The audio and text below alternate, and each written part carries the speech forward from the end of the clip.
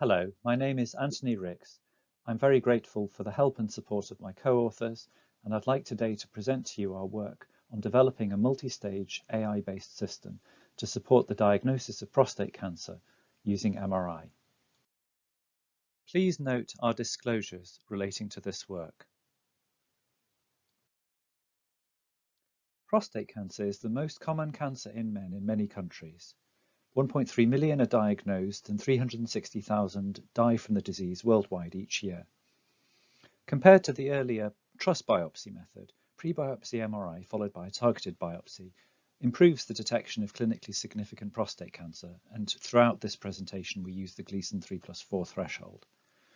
However, while MRI has led to an improvement in accuracy, there are ongoing issues with overdiagnosis, underdiagnosis, high biopsy rates and arguably unnecessary biopsies, and variations in achieved quality and consistency of reporting. There's therefore substantial interest in whether artificial intelligence techniques could assist in the analytical process and help address these issues. We've worked to develop a prototype AI system aiming to augment radiologists' interpretation of prostate MRI, to improve patient selection for biopsy, to improve the identification of targets for biopsy, and to provide high-quality segmentations.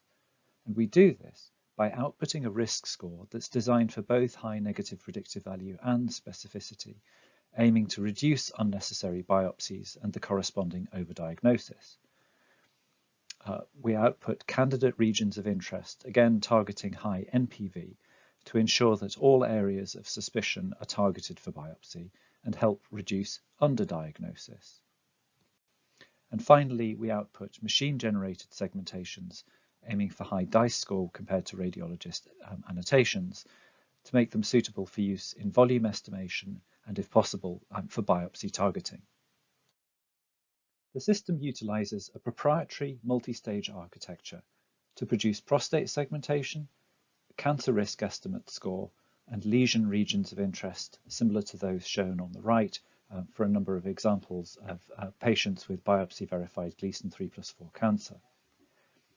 The system is trained using 3 open data sets that are also used to evaluate performance for the purposes of this presentation: PROMISE 12, the NCI ISBI 2013 challenge, and Prostate X. We divided the data into separate training, development validation, and held-out test sets, and performance was evaluated after model development was completed using the held-out test data on its own and also a combined held-out test data and development validation data set, which is larger and in some cases can give us a more interesting analysis, and the lowest performance that was found is reported. For the task of prostate gland segmentation, the system achieved 92% average dice score compared with benchmark examples from the held-out test set from the PROMISE 12 data. The illustration here shows a patient case from the Prostate X dataset, superimposing in blue the machine-generated segmentation over the T2 axial MRI image. Now let's look at the task of identifying patients for biopsy. And here we've evaluated both radiologists and AI against biopsy ground truth. We actually trained 2 different sets of cancer assessment models, one using biparametric MRI only for centers that don't make use of dynamic contrast enhanced sequences, and one using the full multiparametric MRI, including DCE, although we only make use of the axial images. The performance per patient is illustrated by this receiver operating characteristic on the right, which plots the true positive rate versus false positive rate for the AI in solid lines at a number of different thresholds for both the biparametric and multiparametric models. The triangles show points at a range of PI-RAD and Likert scores from 2 different single radiologist studies, and the blue squares show results at Likert 3, 4, and 5, or PI-RAD 3, 4, 5 from multi-radiologist studies. Note that these are different data sets. The same results are tabulated here for radiologists in the PROMISE, MRI First, and 4M studies, where the sensitivity was 88, 93, and 94% respectively, and specificity was between 18 and 73%. The AI system, when evaluated against the combined development validation and held out test dataset from Prostate X, that's 128 regions of interest for 80 patients, had sensitivity of 93%, specificity of 76 or 78% for the biparametric and multiparametric models respectively, NPV of 95%, and an AUC of 0.91 and 0.92. Both models had higher performance per patient and per lesion on the purely held out test set. We also show 95% confidence intervals estimated through bootstrapping. Now let's look at the task of identifying lesions. And here we've evaluated performance of the AI alone against the Prostate X dataset.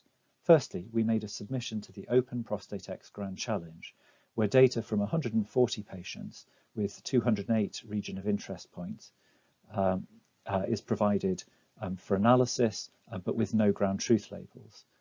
After the open submission, the AI achieved 0.84 AUC for the biparametric model and 0.85 AUC for the multiparametric model.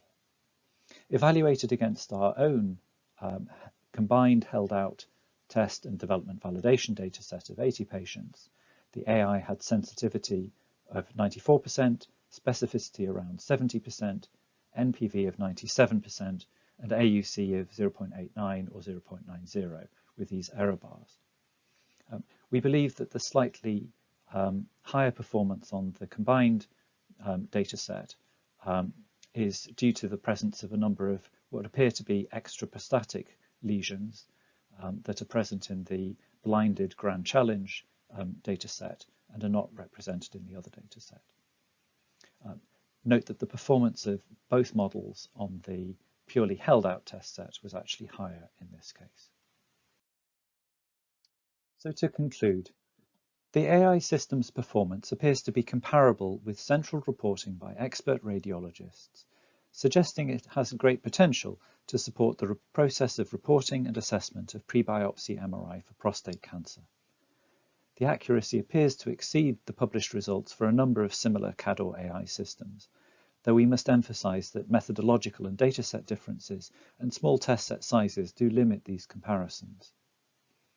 I'd like to note that the system requires only axial data and so should be compatible with FAST protocols, and the intriguing result that performance is similar for both biparametric and multiparametric MRI data suggests a potential application to support reduction or avoidance of contrast agent sequences.